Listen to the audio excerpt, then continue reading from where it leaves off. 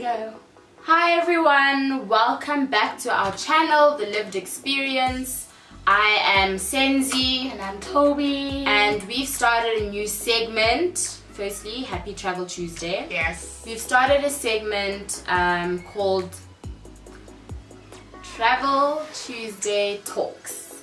And that was the only suggestion. Well, yeah, the only suggestion for a segment we got from Lumka. So thanks, Lumka. Thank you. We couldn't get creative, but we have delivered on a video as promised. Yes. So yeah, Toby's gonna introduce the topic discussion. And yeah, I don't know what it is, but we'll see. Cool, guys. So I think I was inspired by Spirits in Pursuit. If you don't know, she's on Instagram. And she's a blogger and I guess traveler. Something like, yeah, travel blogger, influencer. I think this came out when, I don't think you guys remembered when there was a lady who took a photo in a village and the kids were behind her in that dress. In a white dress or in a yellow dress. Yeah. I'll put the photo up. Yeah, it was in Cameroon. Yes, in Cameroon. And that started a little bit of conversation around, are we supposed to use the locals, the villagers, children as props for our images? Is it ethnic enough? Is it ethical? Ethical, sorry. Ooh, Lord help me. Is it ethical? Is it ethical? And also, is it like, I don't know, like, do you feel like people shouldn't be doing that or they should be doing that? So I think Spirited Pursuit got that from those, comments, because she also posts a lot of the locals when she travels. She does post some children. So this is what she said in her post.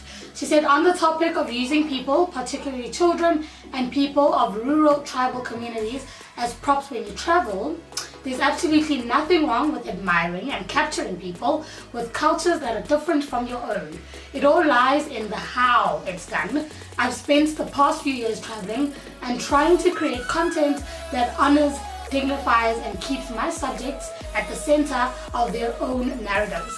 Here's a personal guide I've developed for myself to help me stay ethical. So she's got her guide, which you guys can all read. It's just sort of about asking for permission. She doesn't photograph children if they're not with the parents there. She tries to not center her content around the people, but she has a whole ethical thing about it. And I think because both of us have traveled and we've, I guess, come into situations where you would see cute kids and you want to just take photos, or you would, you know what I mean? What do you think about it, Senzi?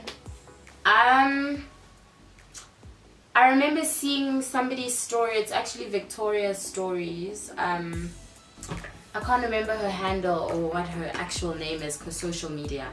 But it was on her stories and she was also asking the question of like, does this not make you feel uncomfortable? And so as I was going through the images, I was like, this is weird. This is weird. Like the lady in the white dress. Was it white? There were different gowns that she was wearing. Yeah. There were different gowns, but then there was the white dress and she's like this pale and she's wearing this white dress and she's holding the baby. It was just awkward. I just found it really awkward and I didn't know. I guess context maybe is also important because I didn't know what was going on. What was that whole photo shoot about? Like, who did maybe all those things have a role to play in how we feel about these things. Like, who was the photographer? Was the photographer African or European? The model, the contrast in having the model being the center of the photo versus the local people just feeling like extras, props. Yeah. So composition, who's taking the photos, all those things probably play a role in how we feel about these things. I personally, I'm scared. I'm always too scared to take photos of people. I've had a bad experience. I don't know if you remember when we were in Bali. Oh yeah, but we actually got some nice photos. No, it's true. Yes. So that's the first time we realized that we actually have to ask for photos. Like, not everybody's excited to see you walking around with your camera, photographing them doing their normal morning tasks of like carrying heavy loads or whatever. So I remember there was this one old person who was visibly annoyed by me taking the photo, and then I deleted the photo and I felt guilty and I apologized. And then after that, that's when we're like, yo, we need to ask for permission. Yeah, I think it's the same with me. But for me in particular, it's how do I feel when other people come into South Africa also, you know, and us being there when people are also doing that, and do we feel comfortable that people are taking photos of kids, you know, of adults or whatever without asking. And I think this happened again when we went back home in Kandla and we were just shooting our own content. And we passed this amazing like area where the cows were walking. We decided to park him out like on the side, but then I realized there were children there and they were like posing for us and being excited, right? But that's home for us, but we still felt like, can we ever put that on social media? Yeah. Can we share it with people? And if we do share it, like what will the response be? For us, it was the thing of, they weren't even the focal point. We were taking of the scenery, but the kids were there and they were wanting to participate. So when is it okay? Is it okay because the kids are like, shoot, like come finish Tom, and their parents aren't there. The parents are not there. So it's all of those things you need to think about, because things will come back and bite you in the ass, you know. So that happened, and it also happened when we did a tour in Soweto in December. Luckily, we were told that don't worry, you have permission to take off these particular children, and if we go out of these gates, you then have to ask. But it's small things like that, like when we do take these photos, in what light are we putting these people in? You know, so what's the story behind it? Is the story of our shame, you know, or is the story of the beauty of our country and that we're all different people and it's okay to take a photo of a Zulu person in their African attire, you know, and to take someone in Santon.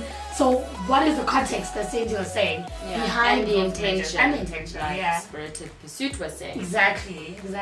Yeah. So I must have the worst luck with taking photos of people, because we got this camera, when did we get it? I don't know, it's been like a year and a half. We got it just before we went to Bali. It was a week before we went to Bali. Was it 2017? Yeah. So it was late 2017 we got this camera. And it's crazy how you get a camera and you just wanna, like, you just feel like, okay, I can do this now, I can take whatever, like, I'm free to do that. Yeah. But no, there's all these rules that I still don't really know about, and I still want to ask other photographers how they manage it, especially when taking pictures of other people. Yeah. I want to be outwardly about my photography. I don't want to always be the subject, right? But I remember there was a time in Maboneng, I can't remember, I think we were making a video of something, like just life in Maboneng, whatever. Yeah, maybe it was one of our earlier vlogs, like I think the Maboneng one. Oh yes. Yeah, it was one of those. Yes, and we were literally just like trying to show, like we were taking a video of the ambience, like life in Maboneng. This one guy, I think he was playing an instrument or singing or something. And then so the camera, like thingies to him, points in his direction. Yo, the guy was so pissed off. Yeah, like, I remember. He was like chasing me away, swearing at us, like, don't do that, don't whatever. And then I actually think I remember. it was terrible. I felt really bad. And again, like, these are the moments that make you realize that it's a serious thing. You need to respect everyone, every single person. Like, yeah. Otherwise, you will get into trouble. Like, someone will hit you. Someone will grab your camera and throw it on the ground. And that's happened with a lot of, like, what are they called? Journalists that take photos. That happens a lot. I've seen. So yeah, maybe also comment below. Tell us if you've had like a bad experience when trying to create your Instagram pic. Yeah, even if it's just like weird looks, like if people are looking at you funny, if you have to get out of your comfort zone and be less self-conscious, or if you've had good experiences of people like asking you to take photos of them, or being really keen and open to you taking photos of them. So yeah, back to tips. So if you guys wanna get some, I guess if you want to travel or whatever, we'll give you guys a few tips that you can follow that could possibly just help you get the best out of your content without getting your camera Without offending anyone. Without offending anyone also, yeah. Yeah. So my first one, guys, is in relation to children, which is obviously the cutest people we see all the time. We always want to take photos, whether we're anywhere in the world. First is make sure that there's a guardian around the child or a parent, and you need to spark conversation with the parent. Let them know that you will be filming the child and ask them for permission.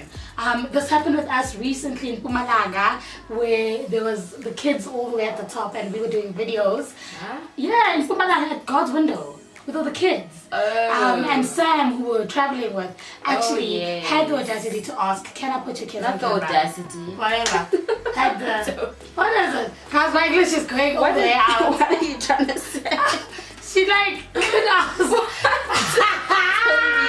Okay, Audacity is negative. Oh no. Like, you have the audacity. Yeah, that's right. Okay, guys, so this happened when we were traveling with Sam, Queen of Vacations, and she asked the parent if she can take the photo of the little boys, and the parents were so excited, so they were like yes, and she posted them on social media, and it was cool. So everything is just about open communication. Ask, and you will be okay. Yeah, but I guess the other thing in that story is that Sam was just being herself. She wasn't like looking to get something out of other people or looking to use people. She was just being herself, being friendly, living in the moment, connecting with other people. And so naturally their guard was down and they were like, oh cool, yeah, sure, why not? Not God. Their God. It sounded like something else. So what's number 2? That's it. Like, just be yourself, be charismatic, live in the moment. Alright guys, and number 3 is also, it's important. Sorry guys, my voice is horrible. The flu is within me. But number 3 is definitely, if you're not just using it for social media, you do need to show your intent. So you need to say like, hey, can I take a photo for this purpose? Because if it's going to be for a website or something, like, and then someone sees themselves there and you haven't paid them, it becomes an issue. So you need to be very frank with people and tell them that you will be taking this image to use on social media, on a vlog, on a blog post, or wherever else on the internet, so that they know. Because there's been a lot of things in media that you can take a photo and then they see it on camera and they ask you, where's my rights, where's my money, once you've gotten all the views. So be very, very open to telling people where you're going to be using the content. Number 4. Oh, I don't like having numbers. Okay. But anyways, the next tip I would say is showing people what you want to do. So like, have a photo. Say you want to take a portrait of someone. Have a photo and say, like, strike up a conversation and then just be like, hello, I want to take a photo like this of you, or whatever, like body language, whatever. And then after taking the photo, show them the photo so they can also be like, oh my gosh, I look so pretty, or wow, you've made me look beautiful, or whatever it is. It's just so that they're also like excited to see themselves. I know other people, when they travel, they take what do you call those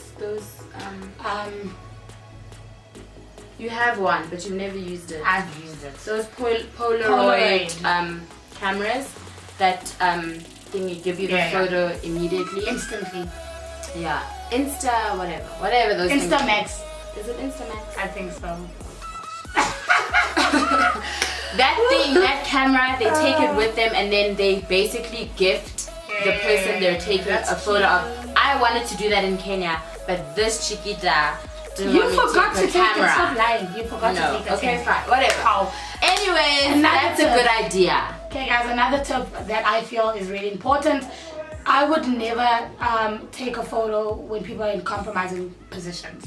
Whether you can see what they're struggling, you can see what the situation around is not. It's really dire. I would not do that. And you taking a photo of them what is it adding them? for them, you know? So if you're doing it just for the gram and you're trying to show people with Gunje in certain areas, I would never do that. For me, morally, it just doesn't sit well with me. I do know that there are certain photojournalists who do that. Yes, when it's with intent, chasing a story, yes, and it's with intent. and to show the world a crisis, what's going on. But I mean, if you are a YouTuber or a vlogger or an influencer, and you're doing that, and your intent is not there, I would just say do not do it.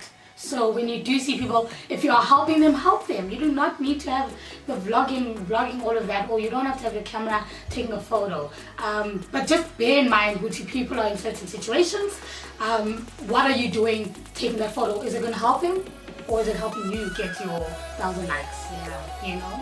But I'm pretty sure the best pictures come from authenticity and just being charismatic, connecting with people in the most genuine way, and you can actually tell when you look at a photo what is like, yeah. So be yourself, be authentic, and also like tell the story of them, you know. So let the photo tell their story in a positive light. Not that we're all like happy-go-lucky all the time, but even if you are in an area that is not the most thriving area, let the kids or the people you're taking photos of show their joy within them, you know. That always works. Telling stories through images and your videos always works. And if you're authentic and people like you, then you'll be okay. And lastly, I just want to say, not everything is so deep, and not everybody's trying to be deep. So the rest of you guys that are not trying to be deep, just go on and have fun with your cameras. With caution. Yeah. Yayos! So that's our Travel Tuesday Talks. Yes, I got it. Episode 2 done, dusted. Thank you so much for watching. Do not forget to like, subscribe, share, comment, and also just tell us if you have other tips, you know. Put it in the comment section, because we are going to be doing a few other countries this year. Not too sure how that works, and you know, just for us to get some nice advice from all of you guys. And also, if you guys want us to sort of talk about a certain topic, let us know. That was good. Okay. Cool, guys. Cheers. Guys.